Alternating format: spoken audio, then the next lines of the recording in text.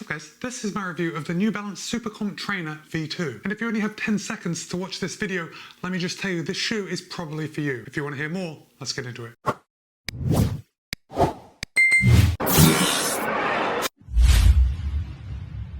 My friends, this video is a partnership between me and Roadrunner Sports. Roadrunner Sports was good enough to send me the Supercomp Trainer V2 for the purpose of review. However, they're not going to get a chance to see this video before you do, and all the thoughts and opinions are mine. With that out of the way, the Supercomp Trainer V2 will cost you $180. Now look, $180 is not cheap. $180 is very much the norm for this type of shoe, but I think the Supercomp Trainer V2 actually gives you a little more than some of the competitors. So look, a lot of the times the price is what it is. Sometimes it seems to me at least that shoes companies are kind of testing the market, but in this case, the Supercomp Trainer V2 is actually incredible value, and it's going to work for a lot of your runs. Now you might be wondering, what is this shoe for? Who is the runner that is going to buy this? What are the types of runs that someone is going to buy the shoe going to be using the Supercomp Trainer V2 for? And I'll explain this as we go forward and we talk about the ride, but ultimately this is a training shoe. I want to say it's a training shoe that you could take all the way to race day, especially if you didn't have any other race day options. Now I should say that I didn't run in version 1 of the SC Trainer, but New Balance has made a lot of updates. I mean, it really is a different shoe. We've got a totally different upper, we've got a different formulation of the midsole foam, and New Balance has reduced the stack height by 7mm. With that in mind, the SC Trainer now has a stack of 40mm in the heel, 34 in the forefoot for a 6mm drop. The SC Trainer V2 in a men's size 9 tips the scale at 9.7 ounces or 275 grams. However, in my size, a US men's size 13, it tips the scale at 11.8 ounces or 335 grams. Now while it's certainly not the lightest shoe out there, it is far from the heaviest, and the shoe rides very light on your foot. But I think that is a testament to everything going on down here, the foam and the geometry, and of course we do have that carbon plate running through the middle. Okay, let's start at the top, let's work our way down, and you can tell by looking at it, this screams Daily Trainer to me. We've got a good amount of padding right around the heel collar. It is extremely comfortable when I step into it. The heel counter is nice and rigid, I can't push that down, and I didn't experience any heel slip when running in the shoe. The upper is a very breathable engineered mesh, and I mean very breathable. I am running down here in South Florida in the middle of summer, and this shoe is very comfortable to run in. For me personally, this is something I look for in a shoe that I'm going to take out more than some of my other shoes, because I don't want my daily trainers putting on unnecessary water weight. Didn't find that with the SC Trainer V2. It's just a very thin upper and it doesn't absorb my sweat. So while we do have a lot of padding around the heel collar, the upper is a lot lighter than you may expect from a normal daily trainer.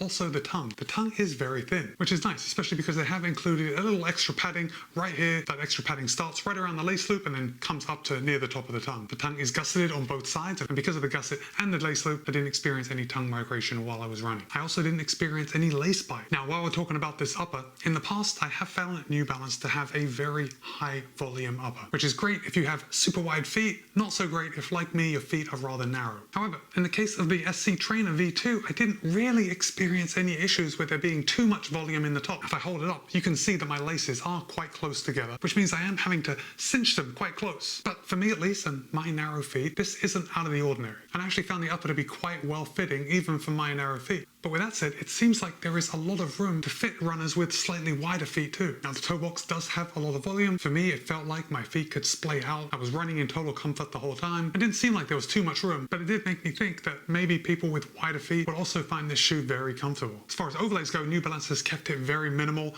We have the New Balance N on this side, on the medial side, New Balance spelled out, and then right along the eyelet chain, we've just got a little bit of reinforcement just to give that extra support, and then that's it. I think it's a very simplistic and aesthetically pleasing design, and I do like the way they've tweaked the weave of the upper just to add a little bit of styling without adding overlays. Okay, coming down to the outsole. Now, this is why you're going to buy this shoe. This is a big chunk of fuel cell foam. Now, New Balance has tweaked the formulation of the fuel cell foam in V2. It's now lighter, and man, this shoe is plush. Like the first time I took out this shoe, my first thought was, this is a soft ride. But it's not soft in a way that it feels like it's zapping all your energy. It's soft in a way that feels protective, and yet it makes you feel like you could just run and run and run, because your body is not going to get beat up from running in this shoe. That's how it feels to me. I mean, I didn't run a marathon while I was testing it, but that's how this shoe made me feel. When we come down to the outsole, you're going to see a pretty distinctive design. We have plenty of rubber here on the heel and then up on the forefoot, and then we've got this big void in the middle, and then running from heel to toe is a carbon fiber plate. Now, all this in the middle, this carbon fiber plate and this geometry and this cutout, that's what New Balance is calling their energy arc technology, and basically it just promotes energy return. In a nutshell, that's what it does. So you might be wondering, Matt, Do I want to use a carbon plated shoe for my easy runs, for my recovery runs? And guys, until I ran in the SC Trainer V2, I would say no. Typically, I find that when I run in plated shoes, at least when I run in them a lot, I tend to get a little bit of plate fatigue. However, because this carbon fiber plate is sandwiched between this much fuel cell, it's probably something to do with the formulation of the fuel cell, not just the amount of it, because 40 millimeters of stack height in the heel is not unusual. But I actually didn't find this carbon fiber plate to be very aggressive. Now you may be wondering, Matt, why do I want a carbon fiber plated shoe if it's not going to be aggressive, if it's not going to thrust me forward? And the reason is this, because this carbon fiber plate sandwiched in between this fuel cell gives the fuel cell foam a little structure, a little stability. Now while it's true, this shoe is not going to give you that sensation of being thrown forward on your run when you're running at race pace. It becomes clear that after you've been running easy in this shoe and then you start to pick up the pace, that the carbon fiber plate seated in between this fuel cell foam is doing something. And it's actually doing rather a lot. And I think this is the main reason that this shoe is going to be for, I think, a vast majority of people. Unless you really like low stack, a very firm shoe, I'd say this shoe is for you. Because it's soft, because it's cushioned, because you can run easy, you can run recovery, and you can pick up the pace. I think it is a great cross-section. Now, there are a lot of people, myself included, that have run marathons in daily trainers. You know, some people run marathons in the New Balance 1080 series, maybe the Pegasus, maybe the Ghost, because their primary focus is comfort. And I think the SC Trainer V2 is going to take the place of all those other daily trainers because it is so comfortable to put a lot of miles in, and yet it feels so much better than all the other daily trainers when you start picking up the pace. For me, at least in my experience testing this shoe, running at tempo pace in the SC Trainer V2 felt effortless. I think it was after that I did a tempo workout in this shoe that I realized just how versatile it is. Also, I didn't mention it till now, but I love the laces on these shoes. It's sort of like a very pastel rainbow color. If a rainbow had purple, yellow, orange, and grey. I mean, if you're someone that buys a pair of shoes because you like the laces, I think you're probably going to get these shoes. Okay, so how am I going to use this shoe moving forward? This is going to be a daily trainer for me. It's the type of shoe that I'm going to gravitate to for a vast majority of runs. I think you can pretty much do everything in this shoe. Me personally, I will not be racing in this shoe just because I do have some other options that I think will work better for my goals. But look, this is one of those shoes that if you needed one pair of shoes to do it all, the SC Trainer V2 could do it. Oh, and some of you may be wondering about stability issues just because we do have this 40 millimeters of stack in the heel and 30 in the forefoot. I found this to be a very stable ride. Now, if we look at it from the bottom, we do have a big base. Even when we look at it from the top, you can see there is some sole flare coming out here. All that contributed to a very stable ride. And that can be a little unusual when you get shoes with such a big stack height. So I didn't run into any feelings of that my foot was going to roll off the top of the shoe when I was going around corners. Look, this has been a very gushy review. There is one thing I want to point out to you, and that is on the outsole rubber. Now we can see here, right at the back, this lateral heel edge. This is where I'd wager a lot of you watching this video are going to heel strike. And guys, I've got to tell you, there's a lot of shoes where I don't notice anything after I've put in the miles that I need to test this shoe.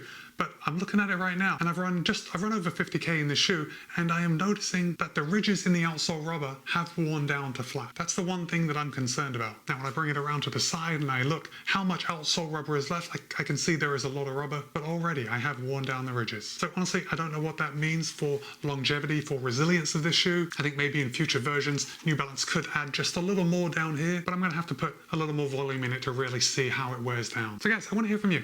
Right now, I wanna know what your daily trainer of choice is. Have you bought or are you using a super trainer? You know, a super trainer is this new class of shoe where it's kind of like a daily trainer, but they've got a lot of race elements added to it. And are you thinking of picking up the SC Trainer V2? Let me know in the comments. And with that, it's Matt B. This has been my review of the New Balance Fuel Cell Super Comp Trainer V2. Be kind, be happy, run well. I'll see you in a couple of days.